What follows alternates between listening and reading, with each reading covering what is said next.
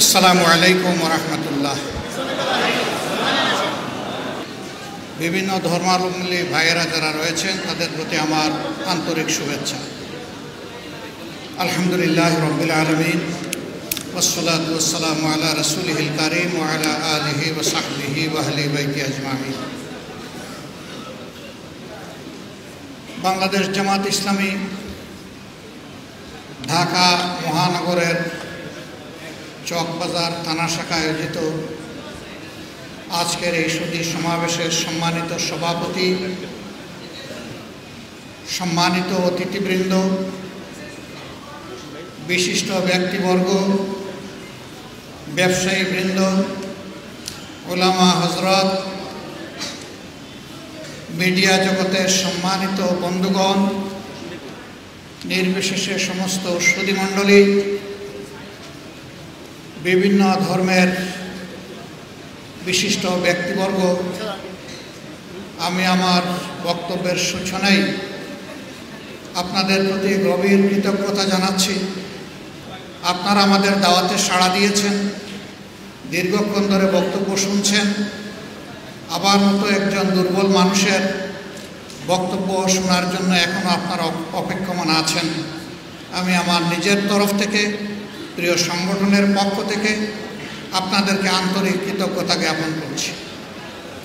আমার বক্তব্যের সূচনায় দীর্ঘ 15.5 বৎসর পর বাংলাদেশের মানুষকে আল্লাহ তাআলা যাদের ত্যাগ, আন্দোলন এবং বিপ্লবের ফসল হিসাবে আজকে স্বস্তি উপহার দিয়েছেন, আমি সেই মাওলার প্রতি কৃতজ্ঞতা আদায় করার পাশাপাশি সেই সমস্ত বীর সন্তানদের প্রতি আমি কৃতজ্ঞতা জ্ঞাপন করছি যারা জালেমের বুলেটে বিদ্ধ হয়ে দুনিয়া থেকে বিদায় নিয়েছেন, যারা আহত হয়েছেন, বিভিন্নভাবে যারা ক্ষতিগ্রস্ত হয়েছেন, বিদায় যারা নিয়েছেন। আল্লাহ রাব্বুল আলামিন ঈমানের সাথে যারা বিদায় নিলেন তাদের সকলকে আল্লাহ শহীদ হিসাবে কবুল করুন।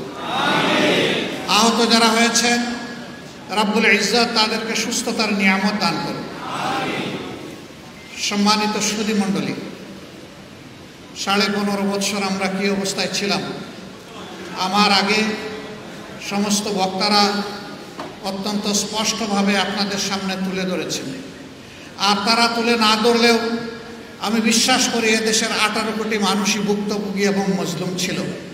সেই হিসাবে সকলেই আপনারা তার সাক্ষী। আমি বলে থাকি, রাস্তার আমার একজন ভিক্ষুক ভাই কিংবা বোন থেকে শুরু করে রাষ্ট্রের সকল নাগরিকই বিগত সরকারের সময় মজলুম ছিল। আপনারা হয়তো বলবেন যে রাস্তার যিনি ভিক্ষা করেন তিনি কিভাবে মজলুম হলেন। আমি হঠাৎ করে একদিন এয়ারপোর্ট রোড দিয়ে এইদিকে আসছিলাম, হঠাৎ আমার খেয়াল হলো যে কয়েকজন ভিক্ষুক সারি ধরে একটা জায়গায় বসেছে। আমি আমার গাড়ির চালককে বললাম একটু থামো। সে থামলো। আস্তে করে দরজা খুলে আমি তাদের পাশে গিয়ে জিজ্ঞেস করলাম কানে কানে, সারাদিনের রুজি কেমন হয়? আমাকে একজন উত্তর দিল, আলহামদুলিল্লাহ ভালোই হয়। আমি বললাম ভালোর পরিমাণটা কেমন হতে পারে, আমি কি জানতে পারি? সে আমাকে বলল 1500 থেকে 1800 পর্যন্ত আমাদের ডেইলি আমরা মানুষের সহযোগিতা পাই। আমি বললাম তাই তো খারাপ না, ভালো। বলে স্যার থাকে না তো। থাকে না কেন? উত্তর দিল সকালবেলা বসার আগেই স্যার খাজনা দিয়ে এখানে বসতে হবে। কারে খাজনা দেও ভাই? বলে যে ক্যাডারদেরকে স্যার। তাহলে ওই আমলের ক্যাডারদেরকেও আমার ভিক্ষুক ভাই বোনেরা চিনত। এরপরে জিজ্ঞেস করলাম কি পরিমাণ খাজনা দেও? তো বললো স্যার বিভিন্ন জায়গার বিভিন্ন রেট, সব জায়গায় এক রেট নেই। বললাম রেট দিয়ে কেমন বাসে? কয় বাসে কিন্তু পুষায় না। বললাম বাসলো তো পুষায় না কেন? কয় স্যার 30 টাকা কেজি দরের পেঁয়াজ যখন 300 হয়েছে স্যার পুষাইব কেমনে? বলছিল 10 টাকায় চাউল দেবে স্যার, এখন 80 টাকায় পাই না, পুষাইব কেমনে? এখন আমি আর ভয় পাইলাম যে আর তালিকা কোনটা বাড়াবে আল্লাহ জানে। তা আমি একটু সামান্য হাতে তুলে দিয়ে বললাম যে ভাই তোমার জন্য অনেক দোয়া, কষ্ট নিও না, আমি একটু জিজ্ঞেস করে তোমার সময় নষ্ট করেছি, আসসালামু আলাইকুম বলে আমি গাড়িতে উঠে গেলাম। সম্মানিত ভাইয়েরা, বোঝা গেল যে রাস্তার বৃক্ষ কীভাবে মজলুম ছিল। এইভাবে সেই সরকারের ঘনিষ্ঠ সহচর একসময় বলেছিলেন, ঘরে থাকলে কোন, বাইরে গেলে গুম। এবং তিনিও বলেছিলেন, এই সরকার কিভাবে ক্ষমতায় আসছে ভুলে গেলে চলবে না, জনগণের ভোটে আসে নাই, অন্যভাবে আসছে। এখন আমরা শুনি কেউ কেউ বলেন যে আওয়ামী লীগ ছাড়াই নির্বাচন কি ক্রেডিবল হবে। আমি জিজ্ঞাসা করতে চাই, আওয়ামী লীগ নির্বাচন কখন চেয়েছে? 14 সালে 154 আসনে বিনা প্রতিদ্বন্দ্বিতায় পাস, অটো পাস, ট্রাইবেকারে গোল। 18 সালে ধৈর্য ধরতে পারে নাই, দিনের বেলা পর্যন্ত অপেক্ষা করতে পারে নাই, রাতেই খালাস।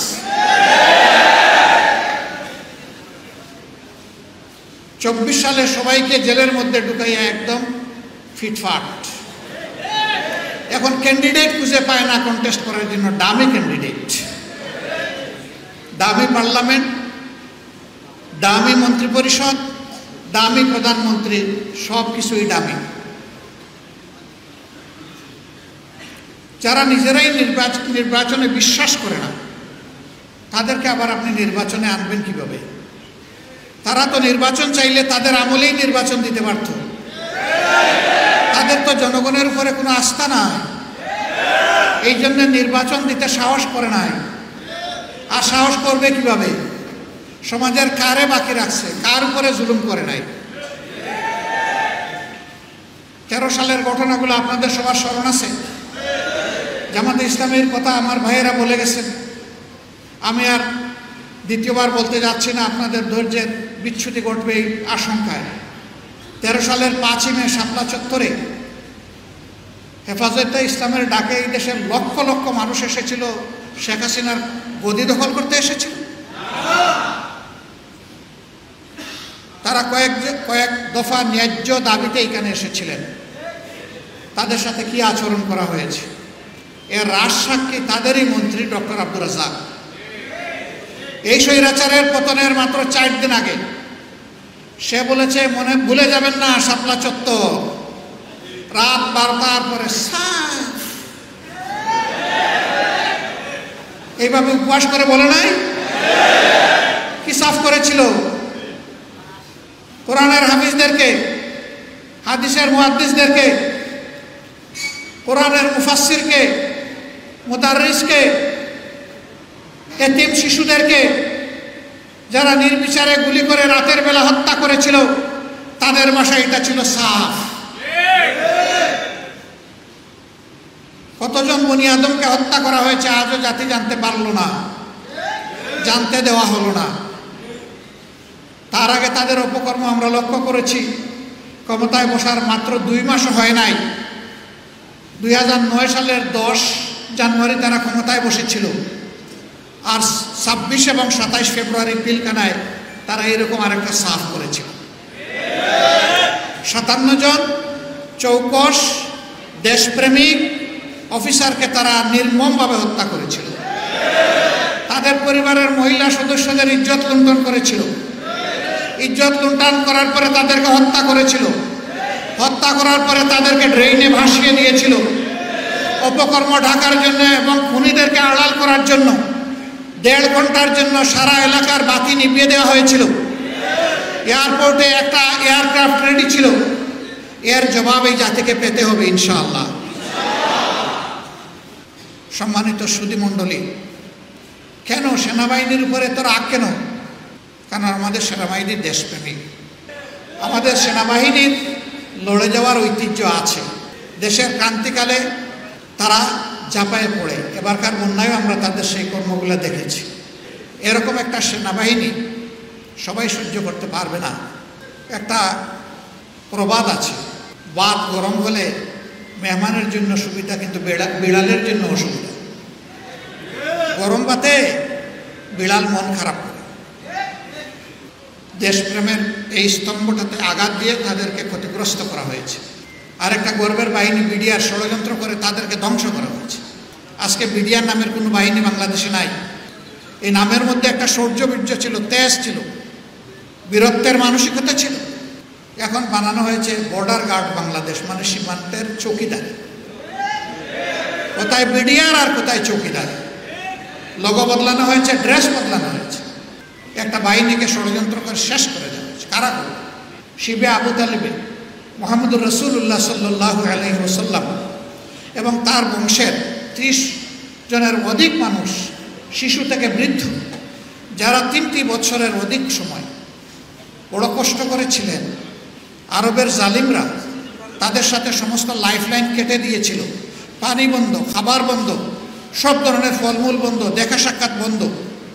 অল্প দিনের মধ্যেই যার ওষুধ নিয়ে গিয়েছিলেন সব ফুরিয়ে গিয়েছিল। তারপরে গাছের পাতা, ঘাস এবং গাছের ছাল, এগুলা ছিল তাদের খাবার। এইটাও যখন পাওয়া গেল না, তখন মরা পশুর শুকনা হাড্ডি তাদেরকে চিবাতে হয়েছে। ওইটা ছিল জেল। যেই মুমিনদের সামনে ওই জেল আছে, এই মুমিনরা দুনিয়ার এই পাতলা জেলকে কোনো পাত্তাই দেয় না। সম্মানিত ভাই ও বন্ধুগণ, কিন্তু দুঃখের বিষয়, আমি বলছিলাম যে হেফাজতের সেই ঘটনার পর অসংখ্য আলেমকে গ্রেফতার করা হয়েছে, মিথ্যা মামলা দেওয়া হয়েছে, উদ্দেশ্যমূলক হয়রানিমূলক মামলায় তাদের কাউকে কাউকে মৃত্যুর দিকে ঠেলে দেওয়া হয়েছে। আবার 22 সালে একই ঘটনা ঘটানো হলো, অসংখ্য আলেমকে জেলে নেওয়া হলো। সৌভাগ্যক্রমে আমিও তাদের জেলের সাথী হয়ে গেল। বিভিন্ন সময় যখন আদালতে তাদেরকে হাজির করা হতো, তখন চোখের পানি ধরে রাখতে পারতাম না। বিজ্ঞ প্রাজ্ঞ বয়স্ক আলেমদের পায়ে বেড়ি, হাতে কড়া। একদিন আমি একজন এসকর্টের পুলিশকে ডেকে বলেছিলাম, ভাই এদিকে আসো, ওই যে ভদ্রলোকের পায়ে বেড়ি আর হাতে কড়া, ওইটা খুলে এনে একটু আমার পায়ে আর আমার হাতে লাগাই দাও। কেন বলছেন?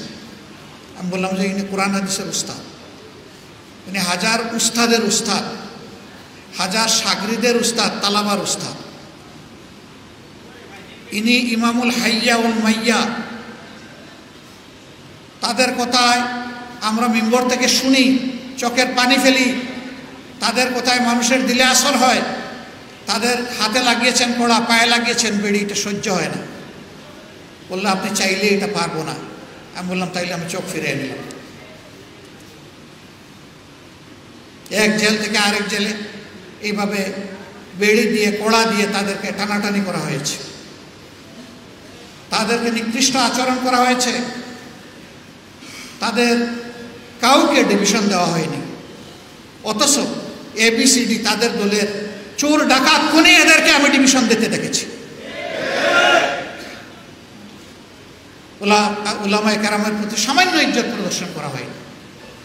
অথচ দুর্ভাগ্যের বিষয়, আমাদের কেউ একজন এরকম একটা মানুষকে কৌমি জননী বানায় ফেললেন। এই লজ্জা আমরা রাখি কোথায়? ব্যক্তিগত মতলব হাসিলের জন্য সেই দিন নিঃসন্দেহে তুষামুখ করা হয়েছিল। আমরা উলামায়ে কেরামকে অভিনন্দন জানাই, শুকরিয়া জানাই, শ্রদ্ধা জানাই। ওই দিনকার ডাকে দেশের বিশিষ্ট উলামায়ে কেরাম হাজির হননি। বহু চেষ্টা করা হয়েছে তাদেরকে হাজির করার, না, তারা না বলে দিয়েছেন, সাফ না বলে দিয়েছেন, যা ইচ্ছা তাই করো, যাবো না ওই সমাবেশে। 2 একজনকে বলতে হবে অস্ত্রের মুখে ধরে এনে হাজির করেছে। আর ওই রকম যারা কৌমি জননী বানিয়েছিলেন, তারা হয়তো তাদের সাগরিদদেরকে নিয়ে এখানে এসেছে। আফসোস, আল্লাহর কোরআন, রসুলের কিতাব, কিতাবুল্লাহ, সুন্নতে রাসূলুল্লাহ লেখাপড়া করে মানুষ কিভাবে এইভাবে নিজের বিবেককে চাপা দিতে পারে? আল্লাহ ক্ষমা করুন। আল্লাহ আমাদেরকেও ক্ষমা করুন, এরকম কাজ যারা করেছেন তাদেরকেও ক্ষমা করুন। আমরাও আসুন আমাদের ভুল ত্রুটির জন্য আল্লাহর দরবারে তওবা করি, তাদেরও তওবা করা উচিত।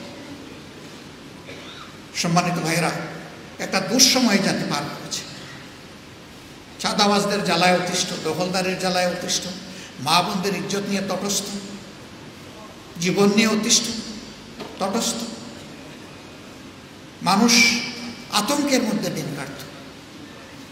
মানুষের মুখের দিকে তাকানো যেত না, চুপি চুপি কথা বলতেও ভয় পেত। একটা অদৃশ্য তালা ঠোঁটে ঝুলিয়ে দেওয়া হয়েছিল, কথা বলতে পারব না। অন্যায় করলে তার প্রতিবাদ করা যাবে না। জামাত ইসলামের উপরে তো রাগ কেন? রাগ হচ্ছে এই দলটাকে কেউ কখনো কিনতে পারেনি, খরিদ করতে পারে। এই দলটা অন্যায়ের সামনে কখনো মাথা নত করে। রাগের মূল জায়গা এখানে। আমাদের লেজ কাটা গেছে তো তোমাদের লেজ ঠিক থাকবে কেন? গোসাটা ওই জায়গায়, ওই যে শ্রীগাল যার লেজ পুড়েছিল সে চিন্তা করলো আমার যখন পুড়েছিল এক জায়গায় বসে থাকবো না, সব করে দৌড়াদৌড়ি করে লাগাই দেব। আলহামদুলিল্লাহ, আল্লাহ আমাদেরকে হেফাজত করেছে। আমাদের লোকেরা ফাঁসি বরণ করে নিয়েছে কিন্তু মাথা নত করে। আমাদের লোকেরা আয়না করে গিয়েছে কিন্তু কারো কাছে গিয়ে ভিক্ষা চায়। আমাদের লোকেরা হাত পা হারিয়ে পঙ্গু হয়েছে, কারো সহানুভূতির কাঙ্গাল হয়নি আল্লাহ ছাড়া। আমরা এইগুলা সৌভাগ্যের কারণ মনে করি। বলবেন জুলুমও কি সৌভাগ্যের কারণ হয়? অবশ্যই হয়, অবশ্যই। আল্লাহ তাআলা বলেছেন মুমিনরা যখন সবর করে আল্লাহ তখন তাদের শাস্তি থাকে। ইয়া আইয়ুহাল্লাযীনা আমানু ইসতাঈনু বিস-সাবরি ওয়াস-সালাহ ইন্নাল্লাহা মা'আস-সাবিরিন। যখন তোমাদের উপর বিপদ আপদ জুলুম অত্যাচার আসবে তোমরা আল্লাহর সাহায্য চাও সবর এবং সালাতের মাধ্যমে। তোমরা জেনে রাখো নিশ্চয়ই আল্লাহ মুমিনদের সাথে আছেন, সাবরিনদের সাথে আছেন। যারা সবর করবে অবশ্যই আল্লাহকে তারা সাথে পাবে। সবর আমাদের শক্তি। এই সবরের উপরে আমরা ভর করেছিলাম, আল্লাহ তাআলার উপর তাওয়াক্কুল করেছিলাম। অনেকে বলতো যে এই দুঃশাসনের কি শেষ হবে? আল্লাহ তাআলার মেহেরবানি হয়েছিল, আল্লাহ তাআলা এবার আমাকে লাব্বাইক বলার সুযোগ দিয়েছিলেন। সেই পবিত্র কাবা ঘরেও অনেকে ঠায় মাঝে মাঝে তাকিয়ে থাকতো। আমি বলতাম যে ভাই আমার মধ্যে আপনি কাউকে খুঁজছেন? ওই জি। আমি বললাম যারে খুঁজছেন এই ব্যক্তি। আসসালামু আলাইকুম। আমাদের কি কোনো পথ আছে এই জুলুম থেকে বের হওয়ার? কেন নয় ভাই, অবশ্যই আছে। আপনি যে জায়গাটায় এসেছেন এই ঘরের মালিককে বলে যান, চোখের দুই ফোঁটা পানি ফেলে যান, আপনার নিজের জন্যে জাতির জন্য। ইনশাআল্লাহ এই পানি বৃথা যাবে না। আমাকে লোকেরা জিজ্ঞেস করতো কারে দিয়ে এটা আশা করা যায়? আমি বলতাম কেন? আমাদের যুব সমাজ। বলে যে কোন যুব সমাজ? যেটা মোবাইল আর টিকটক নিয়ে পড়ে থাকে সেই যুব সমাজ? আমি বললাম হ্যাঁ, সেই যুব সমাজ। আল্লাহ চাইলে এই যুব সমাজও বিস্ফোরণ ঘটাতে পারে। তখনও জানি না এরকম একটা বিস্ফোরণ ঘটে যাবে। আমি এটা 11 থেকে 17 তারিখের কথা বলছি, জুলাই মাসে।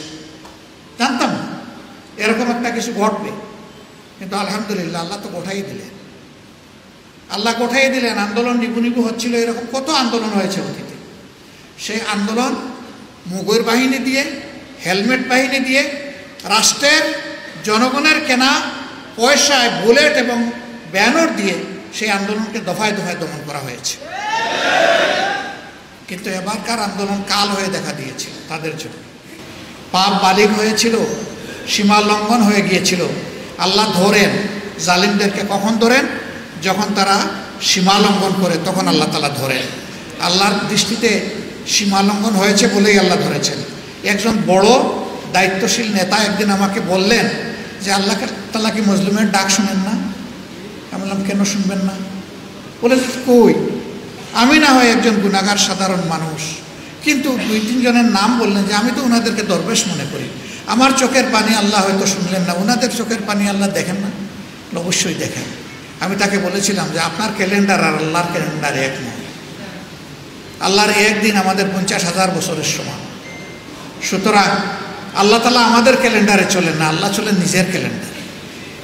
মানুষ বহু পরিকল্পনা করে, সব পরিকল্পনা বাস্তবায়ন হয় না, কিন্তু আল্লাহ যা পরিকল্পনা করেন তার সব কিছু বাস্তবায়ন হয়, কোনো কিছু ব্যর্থ হয় না। আলহামদুলিল্লাহ আল্লাহর পরিকল্পনাই বাস্তবায়িত হলো। এইভাবে আমাদের দেশ থেকে স্বৈর শাসন নিমিষের তরে বাতাসে উড়ে যাবে, এটা কি কেউ চিন্তা করেছিল? দুনিয়ার কোনো রাষ্ট্রবিজ্ঞানী, এদেশের কোনো রাজনীতিবিদ কেউ চিন্তা করেনি। এমনকি যারা আন্দোলন করেছে আমরা তাদের সাথেও ছিলাম, তারাও এটা চিন্তা করে। কিন্তু আল্লাহ তাআলা তার ফয়সালা করে রেখেছেন যে মানুষকে জিম্মি দশা থেকে মুক্তি দিবেন। আলহামদুলিল্লাহ দেশ মুক্ত হয়েছে। এখন আমরা আগামীতে কিভাবে চলবো সেই নিয়ে দুটি কথা। আমরা পরিষ্কার বলেছি ওই দিন থেকে যে বাংলাদেশে আর আমরা বিভাজনের রাজনীতি চাই না। কেউ আমাদের জাতির ঐক্যকে টুকরা টুকরা করুক, এটা আমরা মানব না। আমরা চাই আমাদের জাতীয় স্বার্থে ঐক্যবদ্ধ থাকব। দল মত ধর্ম ভিন্ন থাকবে, কিন্তু জাতীয় স্বার্থের ব্যাপারে আমরা সবাই আপোষহীন। এই জায়গায় আমরা কারোর সাথে আপোষ করব না। এর উদাহরণ দুনিয়ায় ভুরি ভুরি আছে। ইনশাআল্লাহ আমরাও পারবো। আমরা বলেছি এই দেশে আমরা মেজরিটি মাইনরিটি একেবারেই মানি না। এটা বলে কিছু মানুষের উপর স্নায়ুর চাপ প্রয়োগ করা হয়। আমার মসজিদ যদি পাহারা দেওয়ার প্রয়োজন না হয়, আরেকজনের মন্দির মঠ পাহারা দেওয়ার প্রশ্ন আসবে কেন? আমরা এমন একটি দেশ চাই যে কোনো প্রতিষ্ঠানই কারো পাহারা দেওয়ার প্রয়োজন হবে না, মানুষের বিবেকে তাকে পাহারা দেবে। প্রত্যেকটি ধর্মের মানুষ তার ধর্মকর্ম সে অত্যন্ত স্বস্তির সাথে পালন করবে। ইসলাম কারো উপর জোর জবরদস্তি একেবারেই অনুমোদন দেয় না। লা ইকরাহা ফিদ্দিন, দিনে কোনো বাড়াবাড়ির চাপাচাপি চলবে না। স্পষ্ট মুবিন, কোরআনের সমস্ত আয়াতে একদম স্পষ্ট। এর চাইতে মানবতার জন্য কল্যাণ করার কিছুই হতে পারে। তবে আমরা ফিল করলাম যে সব সমাজেই কিছু চালাক দুষ্ট মতলববাজ থাকে। এই জন্য পরদিন থেকে আমরা শুধু একা নই, সমস্ত কওমি মাদ্রাসার ছাত্ররা নেমে এসেছে রাস্তায়। আমরা গিয়েছি, সবাই মিলে আমরা এগুলা পাহারা দিয়েছি। একটা নতুন ইতিহাস সৃষ্টি হয়েছে বাংলাদেশে। আমরা সারা দেশে আমাদের কর্মীদেরকে বলেছি যে মুমিনরা ঐক্যবদ্ধ হয়ে আজকে সবার ধর্মীয় প্রতিষ্ঠান পাহারা দেবে ইনশাআল্লাহ। যতদিন পর্যন্ত একটা স্থিতিশীল সরকার মোটামুটি প্রতিষ্ঠিত না হয়, ততদিন পর্যন্ত আমাদের এই পাহারাদারি অব্যাহত থাকবে। শুধু ধর্মীয় প্রতিষ্ঠান না, তাদের ব্যবসা প্রতিষ্ঠান, বাড়িঘর, কোথাও যদি তারা কেউ ফিল করেন যে আমাদের কোনো সহযোগিতা দরকার, আমরা প্রস্তুত তাদেরকে সহযোগিতা দিতে।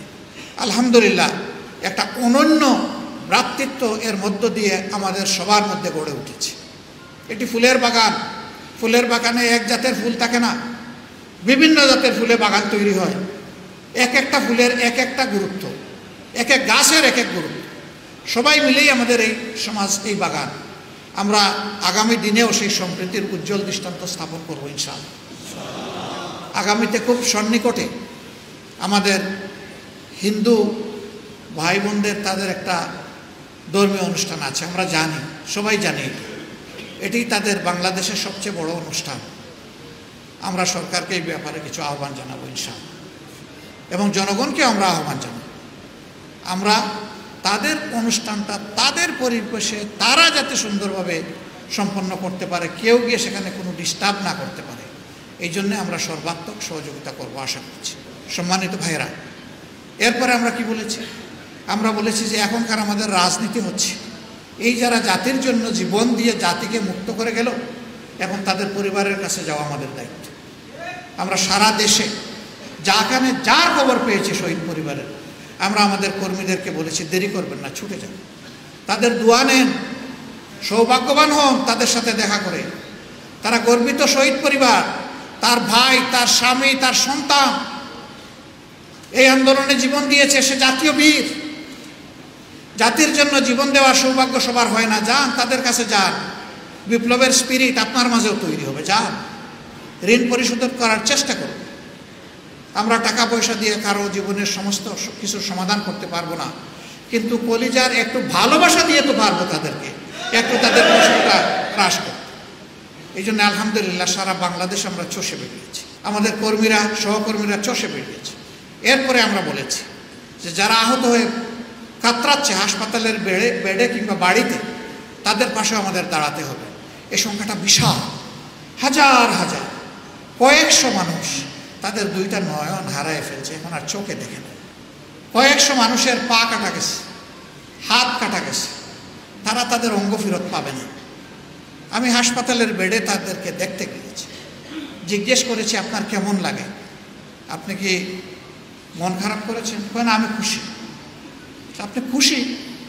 পা হারিয়ে খুশি, হাত হারিয়ে খুশি, চোখ হারিয়ে খুশি? বলে হ্যাঁ আমি খুশি। কেন ভাই আপনি খুশি? কয়েছে দেশ স্বাধীন করেছি। আল্লাহু আকবার। কাউকে কাউকে একটু বললাম আগামীতে একটু সতর্ক হয়ে চলবেন, আন্দোলন সংগ্রাম হয়তো জাতির জীবনে আরও আসবে, তা আপনার তো একটা অঙ্গ দিয়েই ফেলেছেন, আপনি আগামীতে না আসলেও চলবে। কয় জি না, জাতির প্রয়োজনে একটা পা গেছে, আরেকটা পা দরকার হয়ে দিয়ে দেব। যে জাতির সন্তানেরা এইরকম কমিটমেন্ট নেয়, এই জাতিকে কেউ দাবায় রাখতে পারবে না ইনশাআল্লাহ। আল্লাহ তাআলা যদি মুমিন মুসলমানদের হাতে এই দেশ পরিচালনার দায়িত্ব দেন, কথাটা ভালো করে খেয়াল করবেন, আমি শব্দ বলতেছি মুমিন মুসলমানদের হাতে যদি এই দেশ পরিচালনার দায়িত্ব দেন, ইনশাআল্লাহ আমাদের এই সম্মিলিত সকল কর্মীরা তার বিবেকের পাহারাদার হবে এবং সে জনগণেরও পাহারাদার। আমরা দেশকে আমাদের মালিকানা মনে করব না। আল্লাহ তাআলা যদি এইরকম কোনো সুযোগ দেন, আমরা নিজেদেরকে সেবক এবং খাদিম মনে করি। যদি সেই সেবাটা আল্লাহ কবুল করেন, নিজেদেরকে আমরা সৌভাগ্যবান মনে করি। আমরা আপনাদেরকে কথা দিচ্ছি, এখন দেখছেন না যে প্রথমবার এমপি হওয়ার পরে দ্বিতীয়বার যখন তার আর্থিক বিবরণী নির্বাচন কমিশনে জমা দিছে, দেখা যায় এক একজনের 700 গুণ 800 গুণ আয় বেড়ে গেছে। আলাউদ্দিনের প্রদীপ গড়ে গড়ে জ্বলে উঠেছে। আমার আশঙ্কা হয় মুমিনরা যদি এদেশের দায়িত্ব পালন করার সুযোগ পায়, ওদের 700 গুণ তো বাড়বেই না, ঋণের ভারে ওদের পিঠ নরম দুর্বল হয়ে যায় কিনা। কারণ তখন জনগণের খেদমত করতে গিয়ে সবসময় শুধু রাষ্ট্রের ভাণ্ডার থেকে খরচ করা যায় না, অনেক সময় নিজের পকেট থেকেও খরচ করতে, যেটা এখনও মুমিনরা করে। সম্প্রতি বছরগুলোতে আপনারা দেখেছেন, আলহামদুলিল্লাহ আলহামদুলিল্লাহ এই দেশে অনেক নামকরা বিশাল বিশাল আন্তর্জাতিক এনজিও আছে, বড় বড় দল আছে, কিন্তু যখনই বন্যা করা দুর্যোগ দেখা দিয়েছে, উলামায়ে কেরাম ঝাঁপিয়ে পড়েছেন, ঝাঁকে।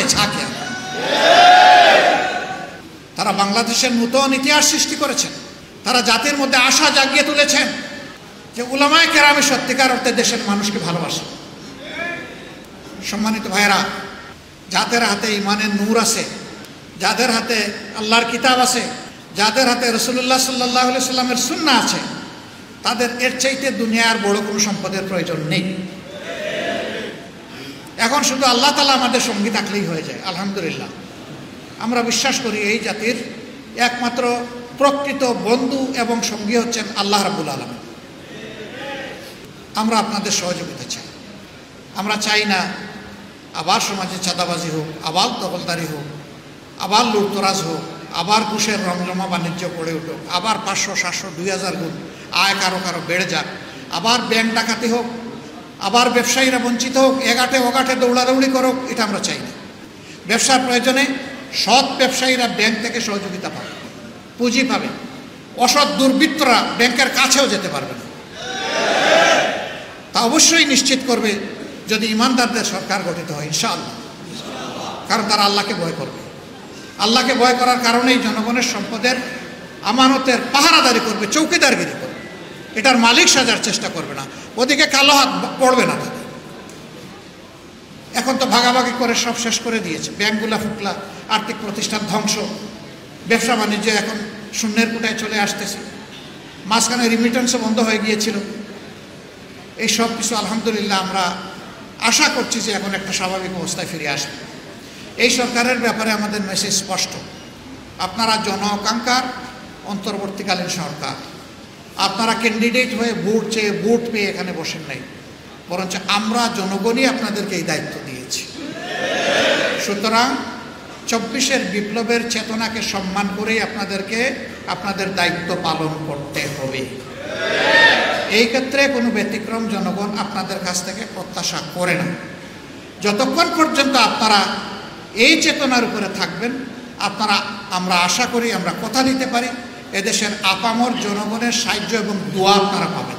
দ্বিতীয় কথা হচ্ছে, আপনারা যেহেতু কোনো নির্বাচিত নিয়মিত সরকার নন, আপনাদের মূল কাজটা হচ্ছে গণতন্ত্রে উত্তরণ করে জাতিকে হ্যান্ডওভার দিয়ে যাওয়া, একটা সুষ্ঠু নির্বাচন করা।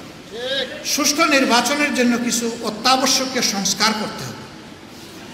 আমরা দেখলাম যে ওনারা কিছু কমিশন গঠন করেছেন, কিন্তু অংশীজনের সাথে কোনো ডায়ালগ হয়নি। আমাদের মধ্যে কেউ কেউ আমরা দাবি করেছিলাম নির্বাচনের একটা রোডম্যাপ প্রয়োজন, আমরা এই দাবির সাথে দ্বিমত পোষণ করি নাই, কিন্তু আমরা বলেছি তার আগে আরেকটা রোডম্যাপ দরকার। সেই রোডম্যাপটা হচ্ছে সংস্কারের রোডম্যাপ, যে কি কি বিষয়ে ওনারা সংস্কারে হাত দিবেন আর কতটুকু সময়ের ভিতরে এই কাজ করবেন। এটা যদি সফল হয় তাহলে নির্বাচনী রোডম্যাপও সফল হবে। এটা যদি ব্যর্থ হয় সরকার ব্যর্থ হবে, বিপ্লব ব্যর্থ হবে, দেশ ব্যর্থ হবে। যেভাবে ঐক্যমত্যের ভিত্তিতে সরকারের উপর এ দায়িত্ব জনগণ দিয়েছে, আরেকবার জনগণের সাথে, জনগণের প্রতিনিধিদের সাথে, রাজনৈতিক দলের সাথে, সিভিল সোসাইটির সাথে আপনারা আবার ডায়ালগ করুন। আমরা অভিনন্দন জানাই। আগামী শনিবার থেকে তারা আবার এই ডায়ালগ শুরু করতে যাচ্ছে। তারা যদি ডায়ালগ করেন আশা করি ভালো কিছু বের হয়ে আসবে ইনশাআল্লাহ। মিলেমিশে যে কাজটা করা হয়, 10 জনের পরামর্শ নিয়ে যে কাজটা করা হয়, এই কাজে আল্লাহর বরকত থাকে। আপনারা সবাই দেশের জন্য দোয়া করবেন। আমরা শুধু আপনাদেরকে এতটুকু কথা দিতে পারি, আল্লাহ যদি আমাদেরকে কখনো দায়িত্ব দেন, আপনারা যদি ভালোবাসেন, আপনারা যদি এগিয়ে দেন, তাহলে আমরা চেষ্টা করব আপনাদের এই আমানতের মর্যাদা রক্ষা করার। আমরা চেষ্টা করব নিজেরা দুর্নীতি জিরো এবং সকলের জন্য দুর্নীতি জিরো করব না, কাউকে করতেও দিব না ইনশাআল্লাহ। তাহলেই একটা দুর্নীতিমুক্ত বাংলাদেশ হবে। তবে এটা মনে রাখতে হবে, কাকে দিয়ে দুর্নীতিমুক্ত সমাজ গঠন করতে হবে আমি বিশ্বাস করি বাংলাদেশের মানুষ এটা বুঝে ফেলেছে। একটা দুর্নীতিমুক্ত করাপশন ফ্রি সোসাইটি এই দেশের মানুষ চায়, আর আমরাও সেটাই চাচ্ছি। 2 নম্বর, আমরা চাই না যে আদালত কারো অর্ডারে চলুক। আমরা চাই আদালত যে আইন থাকবে সেই আইন এবং আদালতের বিচারকদের বিবেক অনুযায়ী চলুক। এখানে কোনো কালো ভূতের হাত পড়ুক এটা আমরা চাই না। সত্যিকার অর্থে এই বিচার বিভাগ স্বাধীন থাকবে, এই জন্য স্বাধীন সেক্রেটারিয়েটও গঠন করতে হবে। 3 নম্বর, আমরা চাই না রাষ্ট্রের কোনো বাহিনী অথবা কোনো সেবক কোনো দলের হয়ে দলবাজি করুন। আমরা ক্ষমতায় গেলে কাউকেই সুযোগ দেব না আমাদের হয়ে তেলবাজি দলবাজি করার কোনো সুযোগ দেব না। রাষ্ট্রের কর্মচারী হবেন রাষ্ট্রের সেবক, রাষ্ট্রের ট্যাক্সের পয়সায় তাদের সব কিছু চলে, আমারও অনেক কিছু চলে। এই জন্য আমার যেমন দায়বদ্ধতা আছে, রাষ্ট্রের বাহিনীগুলোর বিশেষভাবে সেই দায়বদ্ধতা আছে। এই জায়গা থেকে তাদেরকে সরিয়ে বিপজ্জনক অবস্থায় নিয়ে দাঁতের মুখোমুখি দাঁড় করিয়ে দেওয়া হয়েছে। জাতি একদিকে যুদ্ধে, তারা আরেকদিকে যুদ্ধে, এই যুদ্ধ করে অনেকগুলো জীবন গিয়েছে। আমরা আরেকবার চাই না যে এই ধরনের একটা অবস্থা বাংলাদেশের সৃষ্টি হবে, আমরা এটা হতে দেব না। 4 নম্বর, আর্থিক সেক্টরে আমরা এখানেও কোনো নেপোটিজম বা স্বজনপ্রীতি আমরা দেখতে চাই না, নিজেরাও করব না এবং কাউকে করতে দেব না। যদি রাজনীতিবিদরা সিদ্ধান্ত নেয় যে এই দেশটা সুন্দর হবে, আর কেউ অসুন্দর চলার সাহস করবে না। কিন্তু যখন সবাই দেখবে যে ইনিই তো দুর্নীতিবাজ, ইনিই তো কিছুই মানেন না, ইনি তো সকল ক্ষেত্রে দাপিয়ে বেড়াচ্ছেন, তখন রাষ্ট্রের সকল অঙ্গ এই জ্বরে আক্রান্ত হয়। আমরা এই জ্বর থেকে জাতিকে ইনশাআল্লাহ মুক্ত রাখার সকল শক্তি দিয়ে চেষ্টা করব ইনশাআল্লাহ। আর এই সব কিছু সম্ভব এমন একটা আইনে, যে আইনের মধ্যে কোনো দুর্বলতা নাই। আলিফ লাম মিম যালিকাল কিতাবুল লা রাইবা ফীহি হুদাল লিল মুত্তাকিন। এই বিধানটা হচ্ছে কোরআন, এবং আল্লাহ তাআলা বলছেন যে আল্লাহ যাদেরকে তার অন্তর আল্লাহর ভয় দিয়ে পরিপূর্ণ করে দিয়েছেন তাদের পক্ষেই এখান থেকে হেদায়েত পাওয়া, সঠিক রাস্তা পাওয়া সম্ভব। আমরা জাতিকে সঠিক রাস্তার উপরে দেখতে চাই, তুলতে চাই। আপনাদের সকলের সহযোগিতা চাই, দোয়া চাই। হ্যাঁ, আমরা ভুল করলে আপনারা অবশ্যই সমালোচনা করবেন, ধরিয়ে দেবেন, পরামর্শ দিবেন, সহযোগিতা করবেন। এর মধ্য দিয়েই ইনশাআল্লাহ এদেশের দেশপ্রেমিক ইমানদার জনতা ইনশাআল্লাহ একটা সুন্দর দেশ আশা করি উপহার দিতে পারবে। আসসালামু আলাইকুম ওয়া রাহমাতুল্লাহ।